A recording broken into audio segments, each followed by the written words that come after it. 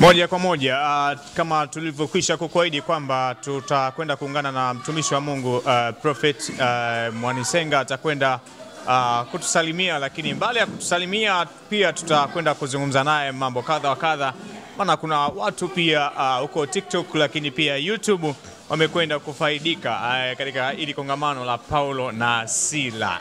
Nina hapa mtumishi wa Mungu Prophet Mwanisenga. Bwana Yesu asifiwe. Amen, amen. Habari uzima? Salama kabisa. Watu wengi sana wamekuwa wakibarikiwa kupitia ili kongamano la Paulo na Sila. Nini siri ya kuandaa kitu kizuri kama hichi? Siri, hakuna siri nyingine zaidi ya kumsikiliza Mungu na kupata ufunuo. Kwa sababu Mungu ndio chanzo cha ufunuo. Ukishamtafuta Mungu, Mungu anakupa kitu ambacho utakisimamia wewe kama wewe, na watu wote watajifunza kwako. Watu wote watajifunza kwako. Mwitikio wa watu pengine umeuonaje kwako wewe? Pengine ulihitaji mwitikio wa hali ya juu au hali ya chini? Hebu tuambie sababu ya mwitikio na nini? Mwitikio, mimi nilihitaji waombaji bila kujali watakuwaje. Kwa hiyo kwangu mimi naona tumefanikiwa 100%. Kile tulichokitarajia kifanyike tumefanikiwa 100%. Kwa sababu tulitarajia tuombe, tumeomba, na umeona we mwenyewe watu wamekuepo. Sio kwamba watu hawajakuja, wamekuepo. Kwa hiyo hicho ndio kitu ambacho Mungu alipanga kifanyike kwa wakati huu. Katika makongamano ambayo umekuwa kipaumbele kuyaandaa kwa ajili ya maombi mbalimbali lakini pia na mikutano, kuna utofauti gani na hili kongamano la Paulo na Sila? Utofauti wake, ili kongamano watu wengi walilisubiri kwa hamu, lakini pia kwa sababu ni ufunuo mpya, watu wamesubiri waone nini kiko ndani ya maombi ya Paulo na Sila. Kwa hiyo kile walichokitarajia pia wamekiona. Kwa hiyo wameuona utofauti wa kwamba makongamano mengine hapa tunakujaga tunaimba, tunahubiri dakika 10 na tunaondoka. Lakini hili kongamano limekuwa la kuomba neno na maombi, mwanzo mwisho, neno na maombi. Tofauti na kongamano la maombezi, muda mwingi tunatumia kuombea watu. Lakini kongamano hili muda mwingi tumetumia kuomba. Kama ni maombezi, ndugu mtangazaji, wewe mwenyewe umeona hazijachukua hata nusu saa kwenye maombezi. Kwa hiyo tulitaka watu waombe. Sawa, kwa nini yakawa maombi ya Paulo na Sila?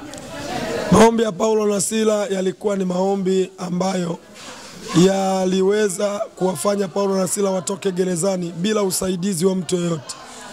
Kuna maombi mengine yanahitaji mtu aje akuombee ndio utoke kwenye kifungo.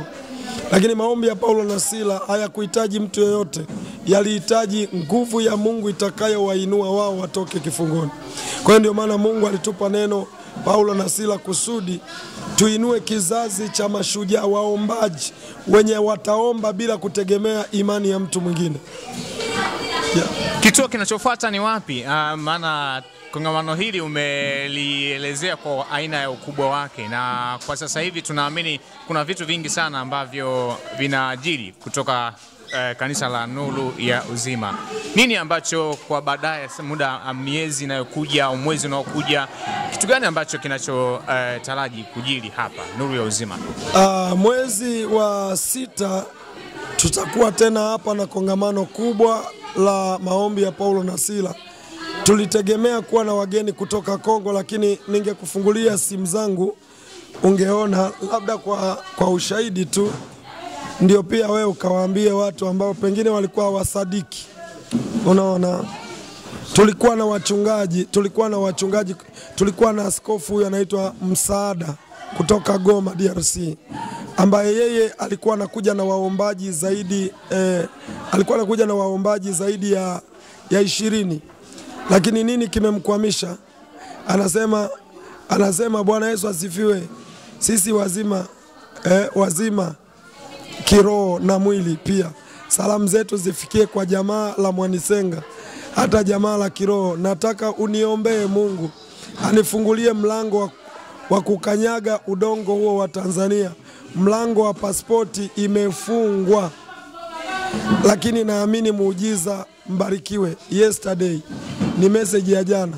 Manake Huyu ndiye alikuwa ameorganize watu waje kuomba kutoka Kongo, lakini ambaye ndio kiongozi amekosa passport. Kwa hiyo imekuwa ugumu hata washirika wake sasa kusafiri. So nafikiri mwezi wa 6 pengine huyu akawa sehemu ya kongamano hili. Sawa, kwa mwezi wa 6 tutakuwa na kongamano hili. Tutarudia hili au tutakuwa na jina lingine tofauti? Kongamano la Paulo na Sila ni muendelezo mpaka siku Yesu anarudi.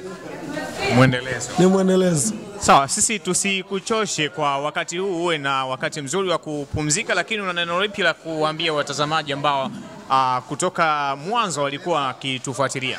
Kesho tuna maombi yanaendelea hapa kanisani kesho Jumapili.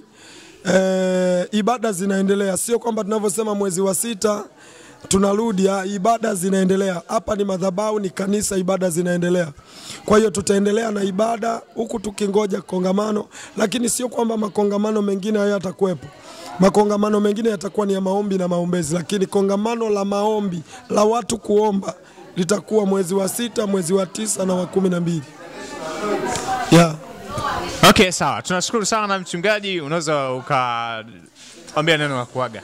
Mungu awabariki sana, Mungu awatendee mema sana. Kwa wale wote wametufuatilia kupitia Lungu TV na kupitia Kiza TV na kupitia Upako TV, Mungu awabariki sana na Mungu awatendee mema. Endelea kusapoti Lungu TV, endelea kusapoti Kiza TV, endelea kusapoti watumishi wa Mungu. Wamefanya kazi nzuri, wamehangaika toka asubuhi kuhakikisha matangazo yanaruka, kuhakikisha habari zinaenda. So ninawabariki na Mungu awatendee mema. Jumapili tunakuwa hapa, Jumanne tunakuwa hapa saa 10 jioni, na Ijumaa saa 10 jioni tunakuwa hapa, na Jumapili saa 3 asubuhi. Usikose mwendelezo wa operation ya miujiza inayoendelea hapa kanisani. Mungu awabariki sana, Mungu atendee mema. Shalom, shalom. Amen. Amen. Asante.